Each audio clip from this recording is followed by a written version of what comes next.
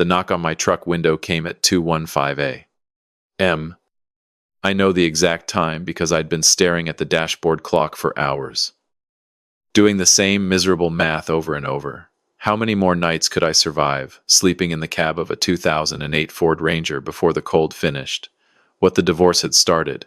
Reno in late November doesn't get talked about the way Montana or Minnesota winters do. But at 2 in the morning in an empty parking lot, cold is cold.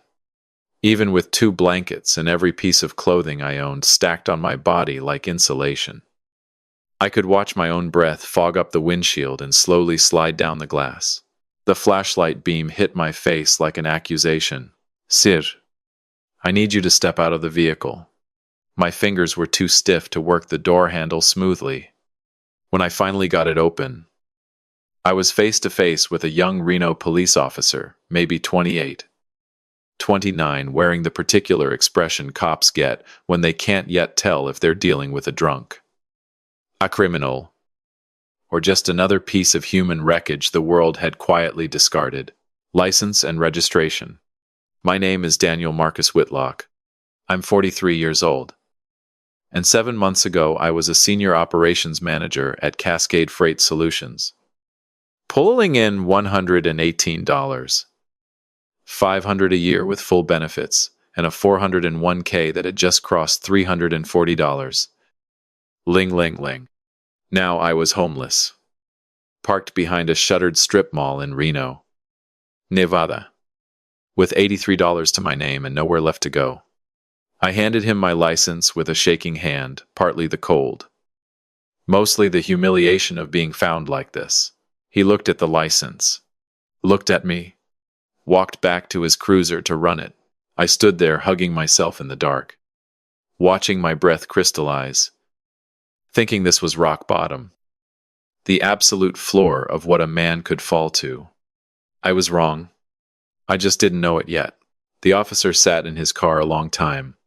Too long. Through the windshield, I could see him staring at his laptop with an expression I couldn't read. Then he picked up his radio. And that's when the worry started climbing up my spine. Running a license doesn't take that long. It doesn't require a radio call unless something's wrong. And I didn't have anything wrong. No warrants. No record. Not even a parking ticket in 20 years. He got out of the car again. And everything about him had changed. He wasn't looking at me like a nuisance anymore. He was looking at me like I was something he'd never encountered before. Sir, I need you to stay right where you are. Is there a problem? Officer, I wasn't doing anything illegal. I just needed somewhere to. I understand. Sir, just stay here. My captain is on his way. Your captain, why would? Please. Just wait. 20 minutes later, a second cruiser rolled into the lot. An older man stepped out, silver-haired, weathered. The kind of face that comes from 3 decades of seeing things most people never have to. Captain. According to the bars on his shoulder, he and the young officer huddled by the laptop, speaking low, glancing at me every few seconds. When the captain leaned in to read the screen, even from 20 feet away, I watched his expression shift. They both walked toward me. Mr. Whitlock. He extended a hand. Captain Robert Alvarez. Reno PD. I need to ask you some questions. Am you under arrest? No. Sir. Nothing like that. He chose his next words carefully. When Officer Bennett ran your license, it triggered a federal flag in the system. A flag that's been active since 1994. I would have been 12 years old. I don't understand what kind of flag. That's what we're trying to figure out. Captain Alvarez held my eyes. I need you to answer something. And I need the truth. What was your mother's maiden name? The question landed like a fist. My mother, Diane Whitlock, née Diane Thornberry, had been dead for 21 years. Pancreatic cancer. I had held her hand in that hospital room while my father wept in the corner. Why were they asking about her? Thornberry. I said slowly, Diane Thornberry. Why? He pulled out his phone and dialed. Someone picked up on the second ring. And even in the freezing dark, even with my mind spinning from confusion and exhaustion, I could hear the voice on the other end loud. Sharp. Urgent. This is Captain Robert Alvarez. Reno Police Department. I have a Daniel Marcus Whitlock in front of me. Date of birth March 9th. Itenzu by Bashar.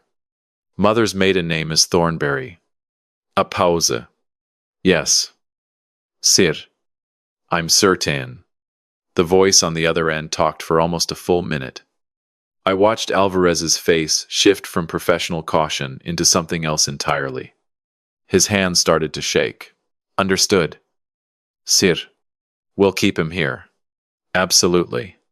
He hung up and looked at me, really looked. Like he was seeing me for the first time. Mr. Whitlock. Is there somewhere warm we can take you? A diner. Maybe. Somewhere you can get coffee and wait. Wait for what? He glanced at Officer Bennett. I'm not at liberty to explain everything right now. But I can tell you this, there are people who've been looking for you for a very long time. Important people. He checked his watch. And they're on their way here tonight. I stood in that parking lot at 2 a.m, wearing every piece of clothing I owned. My entire life reduced to whatever fit in the bed of a rusting Ford Ranger, and somehow, impossibly, everything was about to change. Let me tell you how a man goes from $118, $500 a year, to sleeping in a truck in 7 months. It starts with love. It always does. I met Melissa Sinclair in 2013 at a coworker's cookout in Denver. She was 32. I was 34. We'd both walked out of relationships that had left scar tissue. Both convinced we'd never find anyone worth the risk again. She was beautiful in the way that sneaks up on you. Chestnut hair, she refused to color over the gray, coming in at her temples. A laugh that made a crowded room feel like it was just the two of you. We dated 3 years. Got married in 2016 at a small ceremony outside Boulder, just family. Close friends. Exactly the way we both wanted it. For 6 years, I thought I had the best life a man could ask for. Melissa worked as an office manager at a mid-sized law firm downtown. I'd drop her off some mornings when her car was in the shop, walk her to the elevator, kiss her goodbye like a lovesick teenager. The firm was Kessler and Voss. Personal injury litigation, successful ambulance chasers.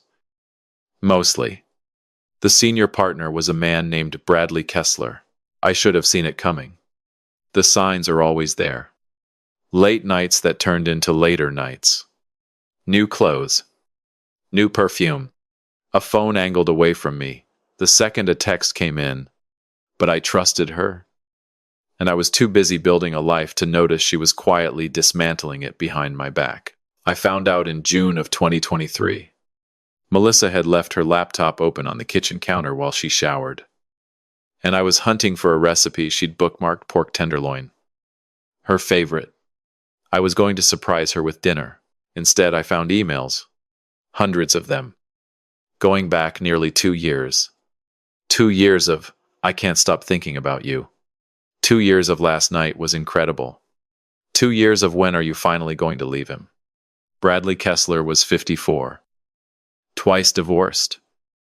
And apparently sleeping with my wife in his corner office every Tuesday and Thursday while I sat at my desk believing everything was fine. I confronted her that night. She didn't cry. Didn't apologize. Didn't even look surprised. I wanted divorce. She said, the way you'd order takeout. Bradley and I have already talked about it.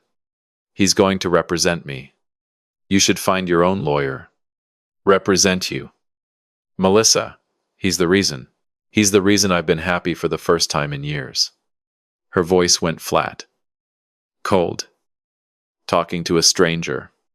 You were never here. Danielle. Always working. Always tired. Always somewhere else in your head. Bradley actually sees me. I gave you everything. You gave me a comfortable prison. She picked up her phone probably to text him. I've already talked to Bradley about the assets, the house, the retirement accounts, all of it. He says Nevada's community property laws are far more generous to me than Colorado's. Nevada. We live in Denver. She smiled. And it wasn't kind. Bradley has a colleague in Reno who specializes in advantageous venue selection. If we establish residency there before filing, the numbers work heavily in my favor. I should have fought harder, right then hired my own attorney immediately. Contested the venue. Protected what was mine. But I was in shock. Complete. Paralyzed shock. Melissa moved out the next morning. 3 weeks later, I was served divorce papers filed in Washoe County, Nevada, in front of a judge who turned out to golf regularly with Bradley's Reno colleague. The divorce took 7 months. It felt like 7 years. Bradley Kessler didn't just represent my wife, he took my entire life apart with surgical precision. Every asset from 2 decades of work got picked over, appraised, and redistributed. The house, which I'd made the original down payment on with savings from before I'd even met Melissa, got ruled marital property and sold, with 62% of the proceeds going to her. My 401k 15 years of contributions predating the marriage split down the middle. My savings, my car, even my grandfather's old tools, all of it, gone. The final settlement left me with $8,750 and a rusting Ford Ranger that Melissa's lawyer deemed too worthless to bother contesting. But that wasn't the worst part. The worst part was what Bradley Kessler said to me outside the courthouse after the final hearing. He was wearing a suit I'd later learn cost $6. $500. Melissa had shown me the tags. Bragged about how generous he was. Silver hair. Perfect and combed. His arm was around my wife like he'd just won a trophy at auction. No hard feelings. Danielle, he said, extending a hand like we were 2 businessmen closing a deal. It's not personal. It's just how the system works. I didn't take the hand. You destroyed my life. I optimized my client's outcome. There's a difference. Melissa laughed, that same warm laugh I'd once fallen in love with. Now aimed straight at my humiliation. Face it. Daniel, you were never going to amount to much. I just got out before you dragged me down with you. Bradley pulled her closer. We should go. Sweetheart. Reservations at 7. They started to walk away. But he paused, looked back over his shoulder, and said the sentence that would echo in my skull for the next 7 months. Take care of yourself. Daniel. Asmirk. Though with what you're left with, you'll probably rot in that truck. They walked off laughing. He was right about the truck part. At least, the $8,750 lasted 10 weeks. After the Nevada divorce finalized, there was nothing pulling me back to Denver. No job. No home. No reason. Cascade Freight had restructured my position for operational efficiency while I was buried in the divorce. 19 years of loyalty. Closed out with a form letter and 18 days of severance. I applied everywhere. Dozens of companies. But 43 years old. A gap on my resume. References who'd suddenly gone cold.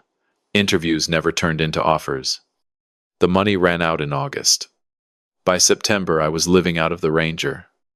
By November, I was parked behind a shuttered strip mall in Reno, the same city where my life had been legally taken apart, wondering if Bradley Kessler's prediction was about to come true. And then a cop knocked on my window and asked about my mother. And everything I thought I understood about my life turned out to be wrong. Captain Alvarez drove me to Rosie's all-night diner on the edge of town, the kind of place that catered to truckers and insomniacs. Cracked vinyl booths. Coffee that had been on the burner too long. A waitress named Marge, who looked like she'd witnessed everything twice and been unimpressed both times. sat us in a corner booth and brought me eggs, bacon, toast, hash browns, the first hot meal I'd had in 4 days. I ate like an animal and didn't care. Alvarez watched me over his own coffee. Mr. Whitlock, I've been a cop for 28 years. I've seen a lot of strange things. I've never had a routine license check turn into a call with the U.S. Marshal's Service. I stopped chewing. Marshals, why would? That's what they're coming to explain. He checked his watch. They're flying in from San Francisco. Should be here within the hour. Flying at this hour. For whatever's in your file. He went on. It's serious enough that someone woke a federal marshal and put him on a plane in the middle of the night to a diner in Reno. He leaned forward. Is there anything you want to tell me? Anything in your past that might explain this? I shook my head slowly. I don't have a past. Not really. I grew up outside Sacramento. My dad was an electrician. My mom stayed home when we were young, then worked part-time at a school. Good people. Normal people.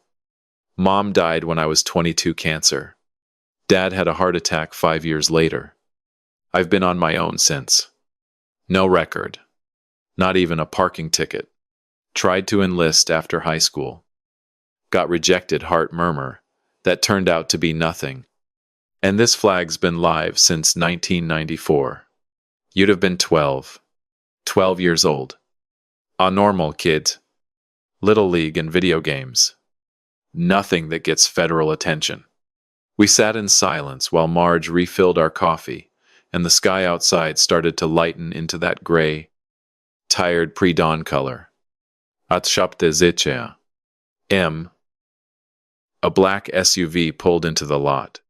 Two people got out, a man in his early 60s with close-cropped gray hair and the build of a former military man, and a woman in her mid-30s carrying a leather briefcase. They walked into the diner like they owned it. The older one's eyes swept the room. Found me. And locked on. Daniel Whitlock. That's me. He slid into the booth beside Captain Alvarez. The woman took the seat next to me, boxing me in. I'm Deputy Marshal Grant Ashford. This is Deputy Marshal Priya Malhotra. He set his credentials on the table, the gold star catching the fluorescent light. Mr. Whitlock, what I'm about to tell you is going to sound unbelievable. Please save your questions until I'm finished. I nodded, heart hammering. In 1989, a man named Nathaniel Thornberry founded a technology company called Thornberry Aerospace Technologies. Within 4 years, TAT was one of the largest defense contractors in the country, $1.6 billion in government work, cutting-edge guidance systems, classified projects at the highest clearance levels. Thornberry, my mother's maiden name. Nathaniel Thornberry had a younger sister, Diane, considered the more brilliant of the two. Actually, graduated Caltech at 20. Had offers from every major research lab in the country. But she chose a different path. She married a man named Walter Whitlock, moved to Sacramento, and had a son. My father's name was Walter. I couldn't breathe. Diane Thornberry Whitlock was your mother. Mr. Whitlock and Nathaniel Thornberry, founder of a billion-dollar defense company, was your uncle? The words hit like separate hammer blows. Uncle, empire, billions. That's not possible. My mother never. There's a reason for that. Ashford's voice was gentle but firm. In 1994, Nathaniel Thornberry received credible threats from foreign intelligence operatives interested in his technology. The FBI and the Department of Defense made a decision. His entire extended family would be quietly placed under protection records sealed. Any link to the Thornberry name buried. My parents never said anything. They weren't told the full truth. They were told it was temporary, that it would pass in a few years. It never did. In 1998, Nathaniel Thornberry died in a small plane crash that was ruled an accident. I remembered that year. I was 16. My mother had gone quiet for a while. Sada. I'd asked if something was wrong once, and she just held me and said, "Sometimes life doesn't go the way you plan." After his death, his estate went into a trust structure. No public heirs. For their protection. It's been managed by a team of attorneys and financial advisors ever since. Waiting. Waiting for what? Deputy Marshal Malhotra opened her briefcase and slid a thick folder onto the table. Waiting for you. Mr. Whitlock. Nathaniel Thornberry's will was specific. His fortune would remain in trust until the threat assessment downgraded, or until his only living blood relative turned 43 and could be safely located and verified. 43. I'd turned 43 4 months earlier, the same month I lost everything. The trust was worth roughly $890 million at the time of his death. Ashford said, over nearly 3 decades of careful management and compound growth, that figure has increased significantly. He slid a single sheet of paper across the table. I looked at the number printed at the bottom, and the diner started to tilt. $3.3 billion. Mr. Whitlock, that's your inheritance. You are Nathaniel Thornberry's sole heir. And as of your 43rd birthday, we've been trying to find and verify you. I opened my mouth. Nothing came out. $3.3 billion. I'd been sleeping in a truck that morning with $83 to my name. I'd been told I'd die homeless. And now 2 federal marshals were telling me I was one of the wealthiest men in the country. There's one more thing, Ashford said. Your mother left something for you. A letter. To be delivered only when you were verified. Malhotra pulled out an envelope. Yellowed with age. My mother's handwriting on the front. For Daniel. When the time comes. My hands shook so badly I could barely open it. Take your time. Ashford said, we'll be here. My dearest Daniel. It read, if you're reading this, then the day I always feared has finally come. And somehow, against all odds, you've survived to see it. I'm sorry. I'm so sorry for all the lies, for never telling you about your Uncle Nathaniel. About who your family really was. About the inheritance that was always meant to be yours. I wanted to tell you so many times, but I was afraid the same people who threatened him would come for you. Your uncle was brilliant, but lonely. He never married. Never had children. He used to say you were the closest thing to a son he'd ever have. He visited once. When you were 3, you won't remember. He held you and cried. Said you were the future. The one part of his legacy that actually mattered. I don't know what your life has looked like. What you've struggled through. But I know this: you are a Thornberry. You come from people who built things that mattered. Who refused to accept the limits others set for them. Whatever's happened to you, rise from it. Use what Nathaniel left you not for revenge, but for purpose. Build something. Help people. Be the man I always knew you could be. I love you. Daniel. I have always loved you.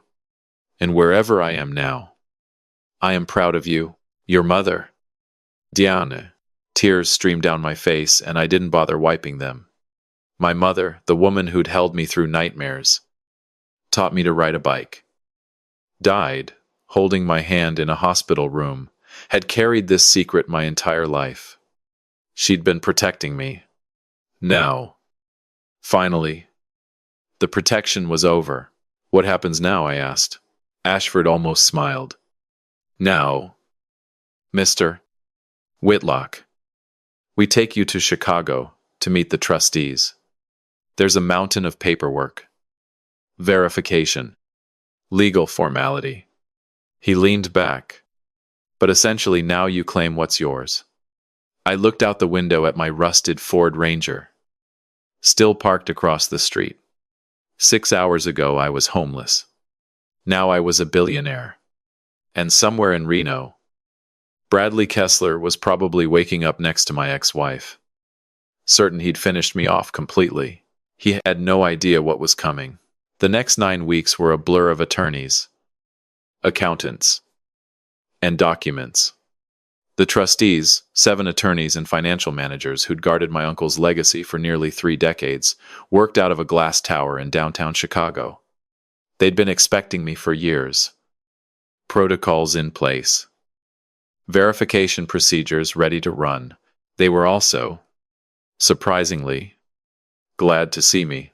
"Your uncle talked about you," said Eleanor Vance, the lead trustee, 73 years old. Sharp-eyed. Nathaniel's personal attorney since the company's founding. He kept a photo on his desk. The last one your mother sent. When you were about 10. He never met you as an adult. But he remembered you. She smiled. He used to say you had your mother's eyes. The verification was exhaustive. DNA tests. Document authentication. Interviews with people who'd known my mother decades ago. The Marshal's Service. The FBI. And agencies whose names I wasn't cleared to hear were all involved. But after 9 weeks of bureaucracy and background checks, it was official. I was Daniel Marcus Thornberry Whitlock, legal heir to Nathaniel Thornberry's estate, worth $3.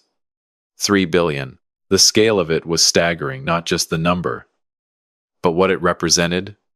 TAT had been sold in 2004. The proceeds reinvested across tech startups, commercial real estate, biotech. I owned pieces of companies I'd never heard of, properties in cities I'd never visited, but I didn't care much about that part. I cared about what the money could do. I want to understand all of it. I told Eleanor. Every holding. Every investment. I'm not going to be a passive name on a letterhead. That will take years. Mr. Whitlock. I have years. What I don't have is patience for ignorance. I leaned forward. My uncle built this. My mother protected it. I'm not going to waste it. She studied me a long moment, then smiled, the first real one I'd seen from her. You really are Diane's son. I threw myself into it. 15-hour days studying reports, meeting executives, learning the shape of a world I'd inherited by accident of birth. But even as I built the new life, I never let go of the old one. I never forgot Bradley Kessler's smirk, Melissa's laugh. You'll probably rot in that truck. Some people would call what I did next revenge. Maybe they'd be right. I preferred to think of it as the justice the legal system had failed to deliver, the kind only money and patience can buy. I started with research. Kessler and Voss wasn't just aggressive, it had grown too fast, with too many wins. The kind that make other attorneys jealous. I hired investigators, former FBI, former SEC, people who know exactly where to look. Their job find out how Bradley Kessler really operated. What they found was worse than I expected. Insurance fraud, witness tampering, a network of bribed medical examiners padding injury claims for a cut of every settlement. Bradley had built his empire on lies. And he'd grown so confident he'd stopped being careful. The evidence is solid. My lead investigator told me after 5 months. Documents, recordings, testimony from former staff. If this goes to the right people, Kessler is finished. Disbarment, criminal charges, real time. What about Melissa? Involved, but peripherally, filing false paperwork, coordinating, scheduling, enough for a conspiracy charge. Probably, but she's not the architect. I thought about that for a long time. Melissa had betrayed me, laughed while Bradley destroyed my life, walked away with everything while I slept in a truck. But she wasn't evil, just weak, and easily led by a man who knew how to exploit her, hold everything. I told the investigator, "Don't move yet. There's something I want to do first." "What's that?" "I want to look him in the eye. I want Bradley Kessler to see exactly who I've become before his world falls apart." He raised an eyebrow. "That's a risk. If he knows someone's coming, he might run." "Men like Bradley don't run. They're too arrogant to believe anyone can touch them." I turned to the window, looking out over the Chicago skyline. "Set up something he can't refuse. Bring him right to me." The Thornberry Foundation's annual philanthropy gala was held that March at the Peninsula Hotel in Chicago. 300 guests. Tech executives, politicians, old money families who'd been giving to good causes since before I was born, and one very special invitee, hand-delivered by courier to the offices of Kessler and Voss. The Thornberry Foundation cordially invites Bradley Kessler, Esq., to attend our annual philanthropy gala as a potential partner in our criminal justice reform initiative. Criminal justice reform. The irony wasn't lost on me. He accepted within a day. Of course he did. The Thornberry Foundation was one of the largest philanthropic names in the Midwest. An invitation like that meant donors, connections, everything he'd spent his career chasing. He had no idea he was walking into a trap. I watched him arrive from across the ballroom. His suit looked even more expensive than the one from the courthouse. Melissa was on his arm in an emerald green gown that probably cost more than my old monthly salary. They looked confident, entitled, like they owned the room. I waited until Melissa slipped off toward the restroom, then walked over. "Mr. Kessler." He turned, professional smile already loaded. "Yes. I don't believe we've..." He stopped. The color drained from his face. "Daniel. In the flesh." I offered a hand. "Though I go by Whitlock Thornberry now. Family name. You understand." He didn't take it. He just stared at my tailored suit. The quiet confidence of a man with nothing left to prove. How is this possible? You were homeless, sleeping in a truck. You predicted I'd die that way. If I recall. I don't understand. The Thornberry Foundation. You're connected to. I'm not just connected to it. Bradley. I am it. I let that settle. My uncle was Nathaniel Thornberry, defense contractor. Built a company from nothing. He left everything to me. His mouth opened and nothing came out. Funny how things work out. 7 months ago you told me I'd never amount to anything. That I'd rot in a gutter somewhere. I smiled. And here we are. My gala. My ballroom. My guests. Daniel. Listen. He was sweating now. The composure cracking. Whatever happened between us. It was just business. Nothing personal. You took my wife. My savings. My home.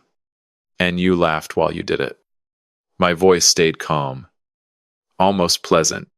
That felt pretty personal to me. Melissa reappeared at his shoulder. Her smile fading, the instant she recognized me. Daniel Howe. Hello. Melissa. Enjoying the party. Her nails dug into Bradley's sleeve. Bradley. What's going on? Why does he look like someone who matters? Interesting question. I said. Maybe you should have asked it before you helped him destroy my life. I checked my watch. Right on schedule. The ballroom's main doors opened. 4 figures walked in, 2 in dark federal agent suits, 2 in marshal's uniforms. Deputy Marshal Ashford. And beside him, agents I'd never met. Bradley Kessler. The lead agent held up credentials. FB. You're under arrest for insurance fraud, wire fraud, and conspiracy to commit witness tampering. You have the right to remain silent. Bradley tried to run, He made it about 4 steps before a marshal put him on the floor. The ballroom erupted gasps. Phones coming out. 300 of Chicago's elite, watching a prominent attorney get handcuffed on marble. Melissa Kessler. A second agent approached my ex-wife. Frozen in shock. You're under arrest for conspiracy to commit insurance fraud. No, she twisted away. I didn't do anything. It was all Bradley. I just did what he told me to. That's not what your email records show. Ma'am. They cuffed her anyway. Gently but firmly. As they walked her past me. Mascara streaking down her cheeks. Her gown wrinkled. She looked exactly the way I'd felt outside that courthouse. Destroyed. Humiliated. Daniel. She whispered. Please. I'm sorry. I never meant. You laughed. I said quietly. When he told me I'd rot in a truck.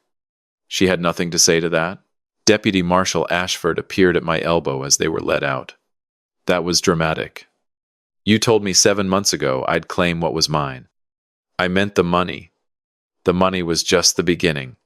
The gala continued. Eventually people are resilient. And free champagne helps. By midnight the arrests were already a story. People were retelling over cocktails. I didn't stay. I went back to my hotel room, sat by the window, and watched the Chicago lights shimmer against the dark. Bradley Kessler was going to prison. Melissa would likely get probation and cooperate. Everything they'd built on lies and cruelty was already dust. And me, I was just getting started. Bradley Kessler was convicted 11 months later. The trial was a media circus. Prominent attorney revealed as career criminal. Brought down by the homeless man he mocked. Every outlet in the region ran it. The evidence was overwhelming. My investigators had done thorough work. And once the FBI started digging, they found even more than we had. Bradley had been running the scheme for over a decade, defrauding insurers out of tens of millions. The judge gave him 17 years. I sat in the gallery when the sentence came down. He looked at me once before they let him out. No arrogance left. No charm. Just the hollow stare of a man who'd finally run out of moves. I didn't gloat. I just watched him disappear through the door that led to the rest of his life. He'd be 71 when he got out. If he made it that long. Somehow I doubted he would. Melissa took a plea deal, 18 months of probation. 150 hours of community service. Full cooperation with prosecutors. She lost everything Bradley had bought her and ended up in a studio apartment on the wrong side of town, working the front desk at a dental office. Part of me felt sorry for her.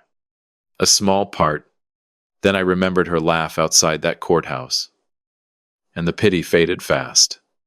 I heard through mutual acquaintances that she tried to reach out once. A letter through my attorneys. Apologizing. Asking if we could talk. I never responded. Some doors, once closed, should stay closed. The Thornberry Foundation grew under my direction. We expanded into education, funding scholarships for first-generation college students. We built community resource centers in underserved neighborhoods. We launched a program specifically for people who'd lost everything through no fault of their own and just needed one real chance to rebuild. I knew what that felt like. I wanted fewer people to have to feel it. Captain Robert Alvarez visited me about 14 months after that night in the Reno parking lot. He'd just retired from the department after 29 years. Finally ready to hang up the badge. We had dinner at a steakhouse in Chicago, my treat. I still think about it. He said over his ribeye. Finding you in that lot? Figuring you were just another guy having a rough stretch. I was a guy having a rough stretch. Yeah. But you were also a billionaire. You just didn't know it yet. He shook his head. Life's strange. That's one word for it. You know what I remember most? When I asked for your mother's maiden name, you answered without a second of hesitation. No suspicion. No fear. Just trust. I had nothing left to hide, nothing left to lose. That's exactly it. He pointed his fork at me. Most people, when they hit bottom, they close off, get defensive, angry. You stayed open. That's why it all worked out. I thought about that long after he left. He was right. In a way, the worst night of my life, freezing in a parking lot. A cop's flashlight in my face. No idea what was coming. Turned out to be the night everything changed. Not because of the money. The money was an accident of birth. A lottery ticket I didn't know I was holding. What changed was me. I stopped fighting what had already happened and started moving through it. Stopped asking why me and started asking what now. Somehow, impossibly, that made all the difference. I still have the old Ranger. It sits in the garage of a modest 3-bedroom house in Oak Park, just outside Chicago. Nothing like what people expect from a billionaire. I could have bought a mansion, a yacht, a private island. Instead, I bought the kind of house I'd always actually wanted. In a neighborhood where people wave when you walk past. The truck is rusted, dented, probably not worth the insurance I pay on it. I keep it anyway. It reminds me of who I was before all of this, who I still am. Underneath the money and the foundation and the new name, a guy who lost everything. A guy who survived it anyway. A guy who learned your whole life can turn in a single moment. For better or worse. And the only thing you actually control is how you respond to it. Last week, I found the original divorce decree while going through old files, the document that took everything. Signed off by a judge in a rigged courtroom 2 states from where I lived. I held it for a long moment. Then I framed it and hung it in my office. Right where I can see it every day. Not as a reminder of what Bradley Kessler did to me. As a reminder that the worst day of your life doesn't have to be the end of the story. Sometimes it's just the beginning. People ask sometimes if I believe in fate. I think about my uncle, hiding a fortune for decades to protect a nephew he'd barely met. I think about my mother, carrying her secret to the grave, trusting that somehow I'd find my way to the truth. I think about a cop running my license at 2 in the morning in a random parking lot, triggering a flag that had been waiting 31 years to matter. What are the odds? 1,000,000 to 1. 1,000,000,000 to 1. I don't know if that's fate, or luck, or something else entirely. What I do know is this: I didn't give up.